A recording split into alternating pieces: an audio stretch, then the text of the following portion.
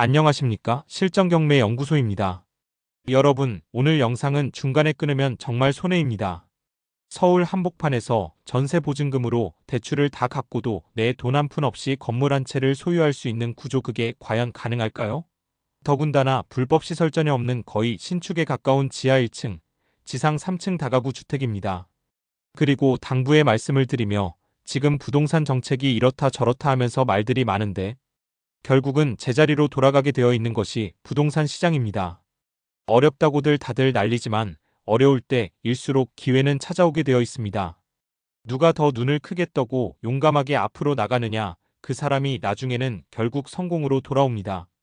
이제 오늘 소개해드릴 물건은 단순한 반값 경매 물건이 아닙니다.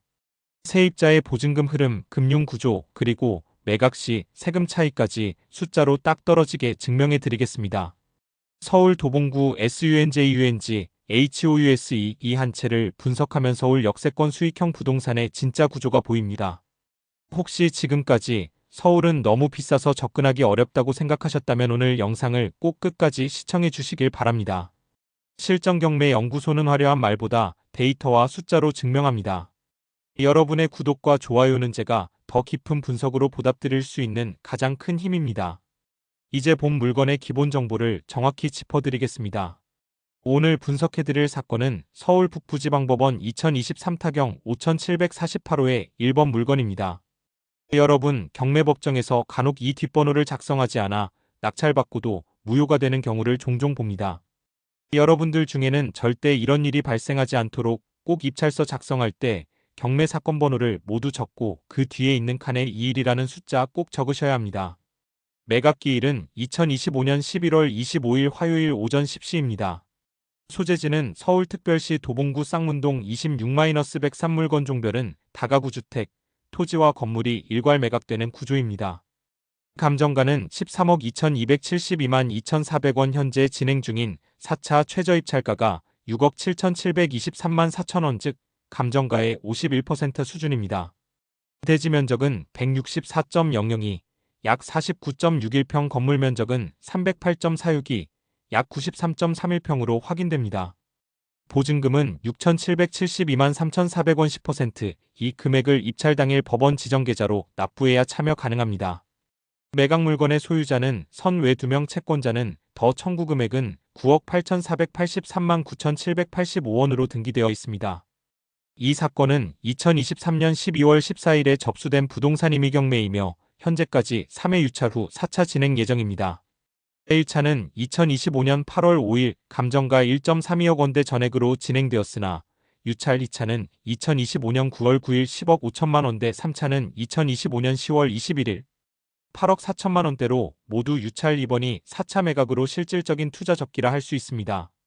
여러분들 중에 혹시 이 물건 내가 갖고 싶다 하지만 자신은 없다 하시는 분 계시면 화면 아래 설명란에 있는 문의처로 연락을 주시면 도움을 드리겠습니다.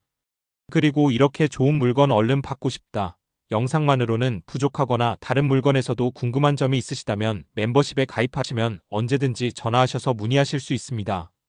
그리고 저희들이 이 영상을 제작하는데 많은 노력을 기울여 만드는데 여러분께서 구독 한번 해주시면 저희들은 너무너무 감사합니다.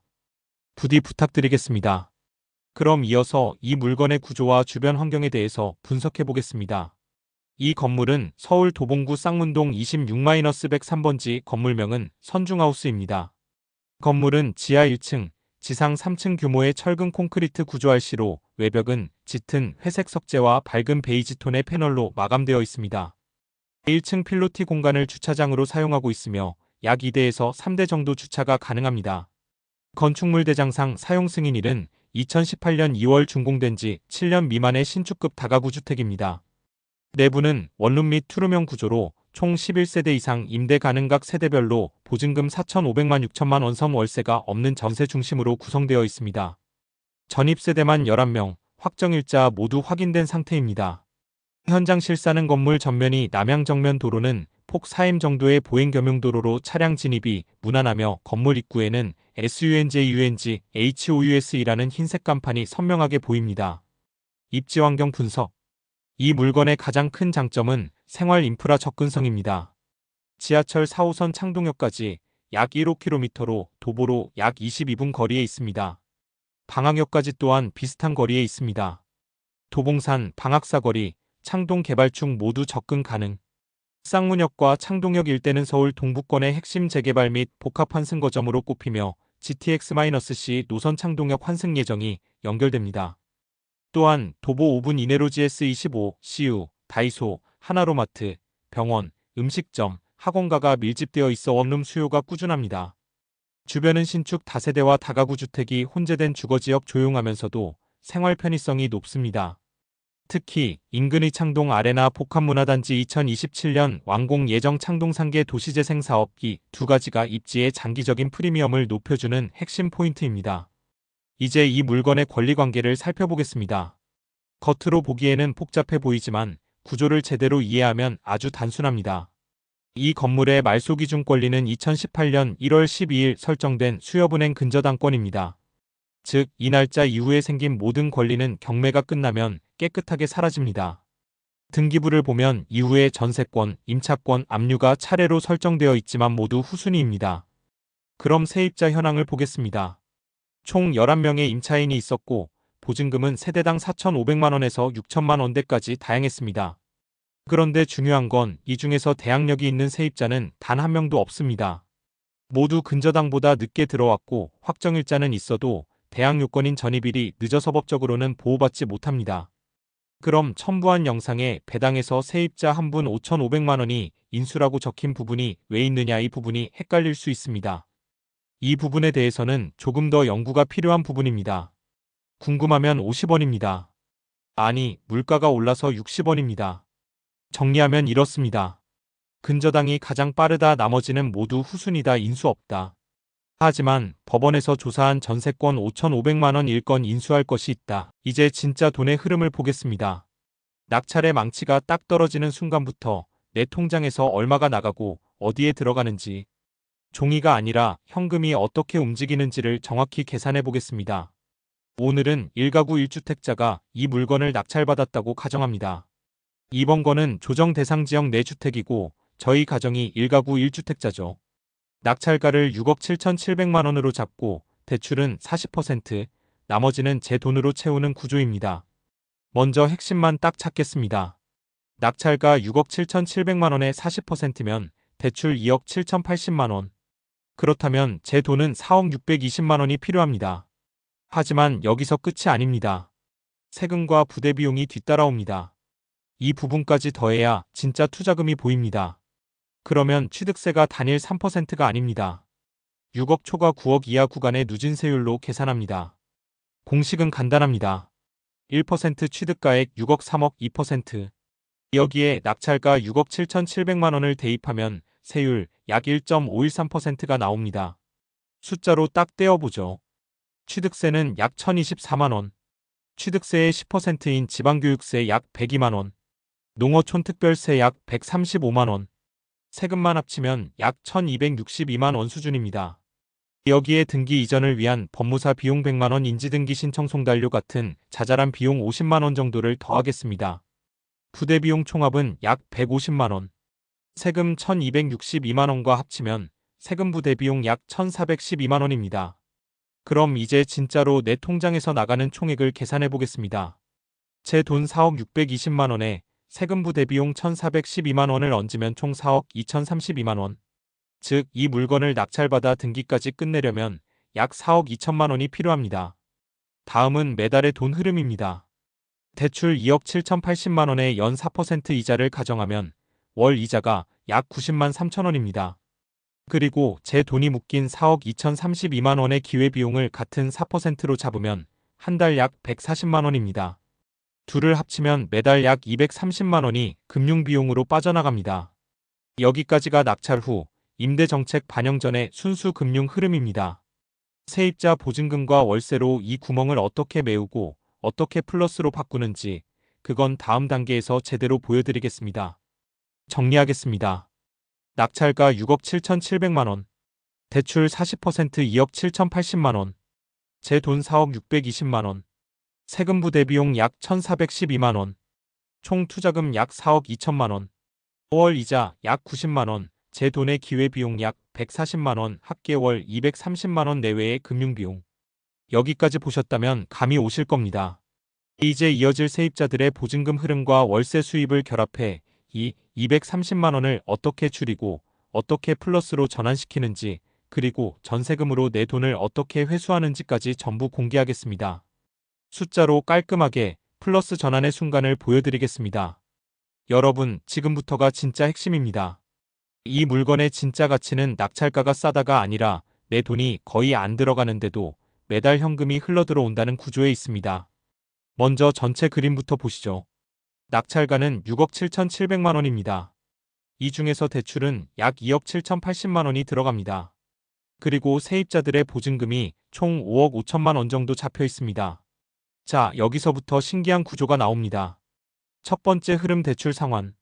세입자들의 보증금으로 대출을 전액 상환합니다. 즉, 은행 빚은 깨끗하게 사라지고 이자, 부담이 0원이 되는 순간이죠. 그리고 나머지 세입자 보증금에서 2억 7,900만 원 정도가 남습니다. 이 돈으로 내 투자금 일부를 회수합니다. 그렇게 하고도 1억 4천만 원 정도만 내 돈으로 남아있게 되는 구조입니다. 즉, 내가 실제로 묶는 돈은 단 1억 4천만 원이라는 거죠. 두 번째 흐름, 추가 회수. 그런데 여기서 끝이 아닙니다. 법원 조사 기준으로는 11세대만 확인되어 있지만 건물 구조상 실제로는 18세대까지 임대가 가능합니다. 이 말은 법원에서 조사가 미비하여 세입자 상황에서 빠졌거나 공실이 있다는 것입니다. 즉, 7세대가 추가로 세입자 또는 공실 상태로 남아있다는 뜻이죠. 이 7세대의 세입자에 대해서 보수적으로 각 세대당 보증금 1천만 원에 월세가 40만 원이라고 가정을 하고 계산을 해보겠습니다. 그럼 보증금 약 7천만 원, 세대당 1천만 원을 더 확보할 수 있습니다. 그럼 내 투자금 1억 4천만 원 중 7천만 원을 보증금으로 다시 회수하게 되고 결국 진짜 내 돈으로 묶이는 금액은 단 7천만 원이 됩니다. 세 번째 흐름, 월세 수입. 이제부터는 매달 들어오는 돈을 보겠습니다. 확인된 세입자 중 한 세대가 월 40만 원을 내고 있습니다. 그리고 새로 들어올 7세대가 각 40만 원씩 낸다고 가정하면 총 월세는 320만 원이 됩니다. 여기에 법원에서 파악된 월세 40만 원을 더하면 390만 원이 됩니다. 여기서 내 돈 7천만 원에 대한 연 4% 이자 비용을 계산하면 월 약 23만 원입니다. 즉 320만 원 마이너스 23만 원, 337만 원이 매달 순수하게 남는 수익입니다. 산수적으로 계산했을 때 내 투자금에서 이자 4%로 계산해서 이자를 빼고도 매달 월세로 순수하게 남는 수익이 337만 원이라는 겁니다. 결론. 이건 단순한 건물 투자가 아닙니다. 세입자들의 보증금이 내 자본처럼 움직이고 월세가 이자를 대신 갚아주는 구조입니다. 즉, 내 돈은 최소한으로 묶이고 시간이 갈수록 수익률은 오히려 올라갑니다. 한마디로 이 건물은 내가 일하지 않아도 스스로 돈을 버는 구조라고 보시면 됩니다. 이제 마지막입니다. 여러분, 이 건물을 단순히 월세 수익만으로 끝내지 마시고 매각까지 보시면 이 구조가 왜 완벽한 실전형 투자인지 명확히 이해하실 겁니다. 감정가, 즉 매각 금액은 13억 2,272만 원입니다. 총 투자금은 6억 9,112만 원, 이 안에는 내 자본 4억 2,032만 원과 은행 대출 2억 7,080만 원이 포함되어 있습니다. 따라서 단순 계산으로 보면 13억 2,272만 원에서 6억 9,112만 원을 뺀 6억 3,160만 원이 매각 차익입니다. 개인 1가구 1주택자가 3년 이상 보유했다고 가정합니다. 이 경우 장기 보유 특별공제 6%가 적용되고 공제 후에 과세표준의 누진세율 6% 45%이 적용됩니다. 계산은 다음과 같습니다. 양도차익 6억 3,160만 원, 장기 보유공제 6% 3,789만 원, 과세표준 5억 9,371만 원, 누진세율 기준으로 양도소득세 약 1억 1,800만 원, 지방소득세 10% 추가 약 1,180만 원, 총 세금은 약 1억 3천만 원 수준입니다. 따라서 6억 3,160만 원에서 세금 1억 3천만 원을 제하면 세후 순이익은 약 5억 160만 원이 됩니다. 결국 내 자본 6억 9,112만 원이 3년 후에는 11억 9,272만 원으로 늘어난 구종, 즉 세후 수익률로 약 72% 정도입니다. 법인이 즉시 매각한 경우 법인은 양도소득세 대신 법인세 22%가 부과됩니다. 하지만 지방소득세가 별도로 붙기 때문에 실제 부담세율은 약 24.2% 수준으로 계산하는 게 안전합니다. 계산은 이렇게 됩니다. 양도차익 6억 3,160만원, 법인세 22% 1억 3,895만원, 지방소득세 법인세의 10% 1,389만원, 총 세금은 약 1억 5,284만원이며 세후순이익은 4억 7,876만원입니다. 개인 vs 법인 비교 요약. 개인이 3년 보유 후 매각했을 때는 세금 1억 3천만원을 납부하고 나면 남는 순이익이 5억 160만원입니다. 그리고 법인은 즉시 매각했을 때 같은 수익 금액이지만 세금이 1억 5,284만원을 납부하여야 합니다. 그리고 남는 차익은 4억 7,876만원입니다. 모두 장. 단점은 있습니다. 개인은 3년 보유해야만 하는 것과 법인은 즉시 매각할 수 있지만 세금은 더 많이 내어야 하고 또 법인 대표가 자신의 계좌로 돈을 돌릴 때는 배당금으로 해야 하고 이 또한 세금이 발생한다는 점입니다. 여러분은 어떤 점이 더 이익인지 따져봐야 합니다. 여러분, 이건 단순히 반값 낙찰이 아닙니다. 내 돈은 거의 묶이지 않고 매달 월세가 이자를 대신 갚고 결국 매각 시엔 수억 원이 남는 구조. 이걸 저는 완전 순환형 자금 시스템이라고 부릅니다. 대출 리스크는 없고 보증금으로 돈이 돌고 마지막엔 감정가 수준 매각으로 완전한 수익 실현. 이 구조를 이해하시면 경매는 싸게 사는 게 아니라 돈의 흐름을 설계하는 일이구나 하는 걸 깨닫게 되실 겁니다. 경매는 어차피 처음부터 끝까지 숫자와의 싸움입니다. 오늘의 숫자 계산 마음에 드셨는지 모르겠습니다. 여러분, 오늘 영상 끝까지 시청해주셔서 진심으로 감사드립니다. 이 영상이 도움이 되셨다면 구독과 좋아요 한번 꼭 눌러주시기 바랍니다. 저희 실전경매연구소는 단순히 경매 물건을 소개하는 채널이 아닙니다. 직접 법원 현장을 확인하고 등기부, 배당표, 세입자 구조까지 모든 자료를 검증한 뒤 진짜 실현 가능한 구조만을 다루고 있습니다. 여러분이 이 영상을 보시고 이런 물건 나도 직접 낙찰받고 싶다 하신다면 영상 아래 설명란에 있는 연락처로 연락 주십시오. 제가 직접 상담해드리고 현장 확인부터 입찰 전략까지 함께 도와드리겠습니다. 그리고 멤버십에 가입하시면 남들보다 최소 일주일 이상 빠르게 돈 되는 경매 물건을 받아보실 수 있습니다. 여러분의 구독과 좋아요 그리고 댓글 하나가 저희 팀에게는 정말 큰 힘이 됩니다. 그 힘이 모여야 제가 더 많은 현장 사례와 진짜 투자 꿀 정보를 영상으로 만들어 드릴 수 있습니다. 오늘도 함께 해주셔서 진심으로 감사드리며 저는 다음 영상에서 더욱 강력한 실전 사례로 찾아뵙겠습니다. 실전경매연구소였습니다. 감사합니다.